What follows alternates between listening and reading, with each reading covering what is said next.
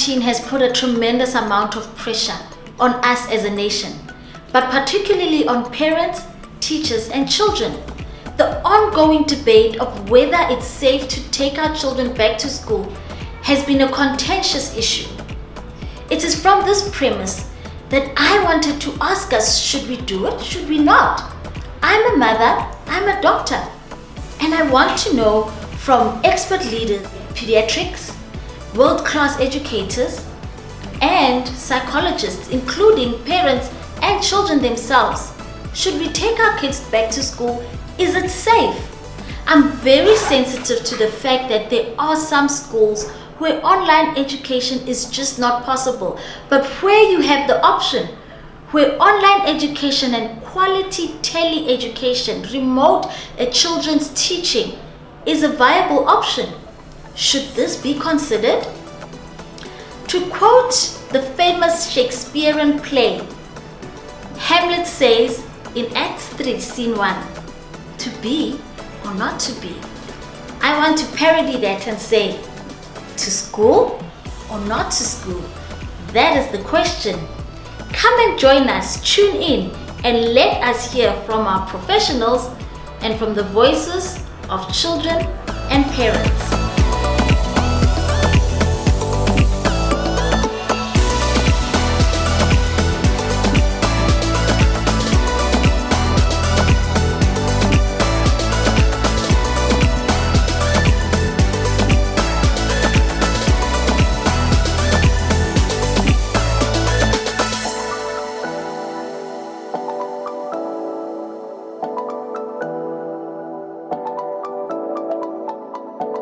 We see all children from birth right up until 18 years. We take care of their vaccines from birth right up until the age of 18. We do well baby checkups, we check baby's growth and development. We can help with breastfeeding, moms that are struggling with breastfeeding. We also take care of the mental health of moms and make sure that they are doing well and taking care of their babies. We do advice when the moms are going on to solids, so weaning off of milk food. So there's been a huge impact of COVID on babies and children that I have seen at the clinic. They have a lot of stranger anxiety, so they're not used to seeing anybody. Now they're coming into a medical practice where they're washing hands, they're getting temperature taken, everyone's wearing masks, they can't see your face or your expressions. So the kiddies are really struggling with that. I do believe that children should be going back to school. I think the social aspect of socializing at such a young age is so important for them. I see it in my own children, how they have benefited going back to school, and just their overall learning is just a lot better. I'm the mother of a 7-year-old girl in grade 1 and a 4-year-old boy. As a working mom, it was very stressful and during lockdown to work and to help my children with their online learning. The school did a really good job and gave a really good program, but still they needed help with some of the activities and also with the technology. It did become better by the end of lockdown. I was very relieved when they could go back to school. I had a very good chat to my doctor about my little boy's health because he's asthmatic.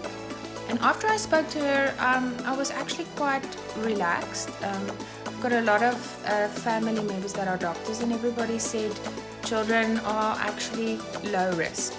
So overall, I'm very happy to have my children back at school. Online schooling had certainly many pluses. At times was more productive and protected us from the risk of having to go out into the public.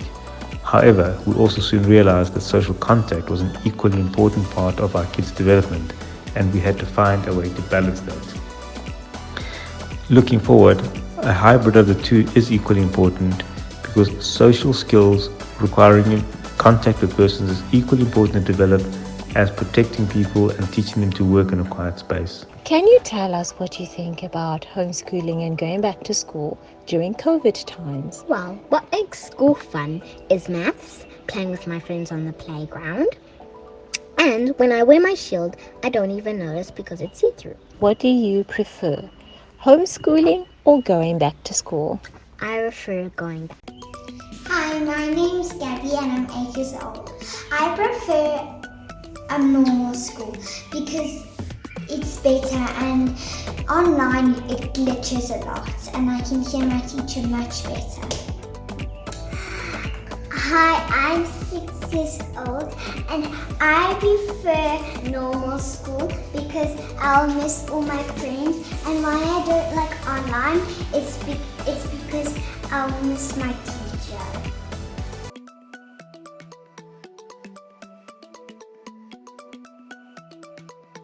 I'm interested in teachers in this case of trying to navigate, the online as, teaching online and also teaching face to face. And I'm sure there are kids who some days they come to school, some days they too scared and they stay at home. And how do you manage that? We're saying to our kids, you're going to benefit from coming back to school. The teachers have taken tremendous strain. I don't think in education we've ever worked as hard as we have since March. There's been a lot of work that's had to go into us changing every single thing that we knew had worked in the past for us, and still keeping those children engaged. One of the questions that was put out there was, have some children benefited from being online compared to, being back in class? And we've definitely seen some of those little individuals, being in a prep school and that, those children that generally are easily distracted in class, those children are now seen as, well, they're getting the one-on-one attention. We're starting to see those children having a totally different relationship to school than what they had before. So where the trauma, where the unhappiness, where they feel they weren't achieving, they've seen a benefit in it, but it definitely hasn't been the majority for us. We've seen far more positives in the children that are back at school to the children that have continued online.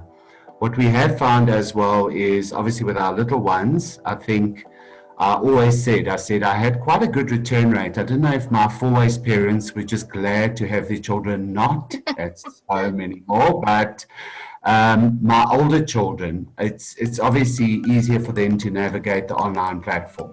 So it's a lot easier for them to get up that half an hour early, to be in their pajamas and that. But we've really, as far as the hybrid's gone, we've tried as much as possible to ensure that the children fall into some form of, routine and that. So even the children that are online, when that camera goes on in the morning, I don't want to see pajamas. I don't want to see you eating your breakfast.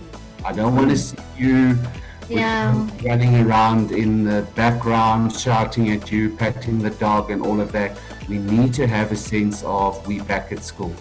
I must say as well, there's a lot more ownership. There's a lot more self-reflection. There's a lot more maturity as well in our children. They've got a greater understanding of the part they play in the world. They understand that they've got an impact. And I had such an interesting discussion with a grade 1 child. I sat down and I said, why do you think this has happened? And she said to me straight out, she said, the world is sick. And this was the start. And she said, and from here, we're going to move on and move forward. Sure.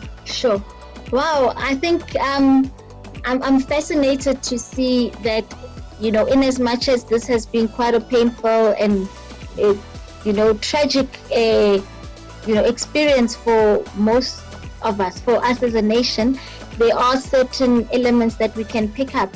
And I think, Mr. Ruffin, when we talk about online and how we can use it to augment education, it's very profound, because we're finding in medicine, just like Dr. Ahmed spoke about telemedicine, I think this has opened up a door for telemedicine, remote patient monitoring.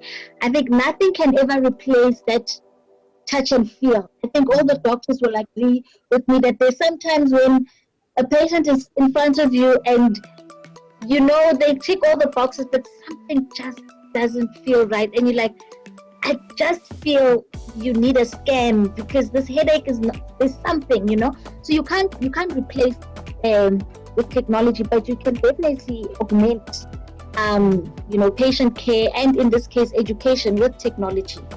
Mr. Rods, I think for you, because you've had students with COVID and obviously teachers as well, I just want to find out what procedures did you put in place. So let's say in the grade 3 class, mom calls you and says, my little Anna has COVID-19. What do you do? Do you close the school? Do you close the class? Do you close? Because we've seen, the different schools have, initially closed everything, sanitized for a week, and that really isn't sustainable. So what do you do? What are your procedures and policies? So, what we did, especially for, I can remember quite vividly the first positive case that we had. And my, I typed a letter that we emailed to all the staff and the parents and, or to the community, and just saying, listen, we've got a positive case, and we've contacted, the staff member, where the I think it was a grade 2 learner. We followed the protocols, and before I elaborate on what the protocols are, for me, my spin on that was to really try and use that as a positive in terms of, listen, it's going to happen more, and it's not a big mark on your forehead and say, oh my word, you've got the virus. It's just it's somebody's that's sick, and let's try and support them, and let's pray for them. And speaking to the mom afterwards, or the week after that, she was astonished the level of support that she got from the management of the school, the staff, and even the board members, and I think that was really important for me to see, to make sure that when somebody in our school contracts the virus, you're not alone, even though you are isolated. I think it's really important. But in terms of protocols, obviously the teacher was notified, as well as all the children in that class. And they were asked to, that was very much in the, I think that was in lockdown 4. So the fear factor was still there. So I tread very cautiously. I asked my staff, the female staff member, to self-isolate. Back then it was 14 days, as well as the children. We made sure that the class was cleaned.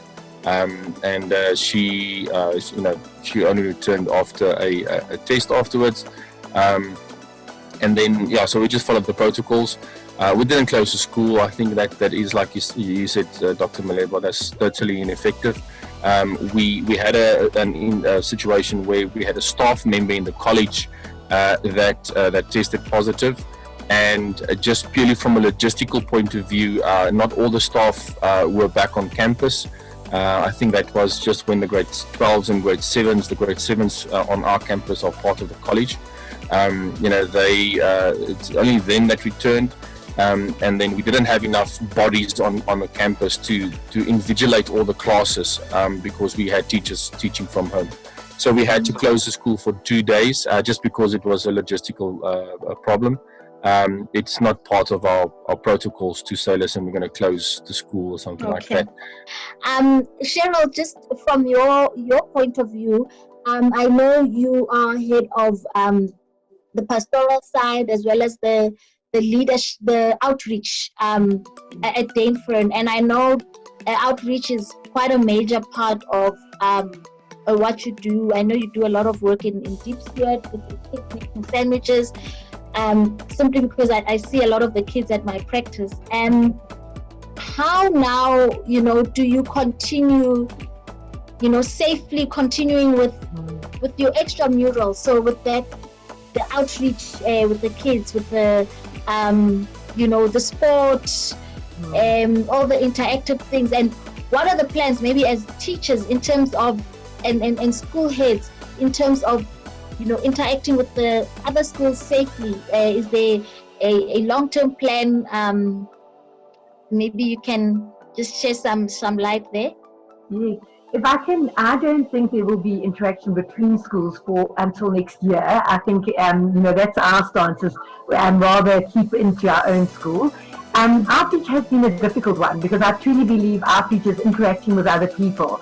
But we can't, I don't think our parents would be happy if we put our kids on a bus and sent them out to a community.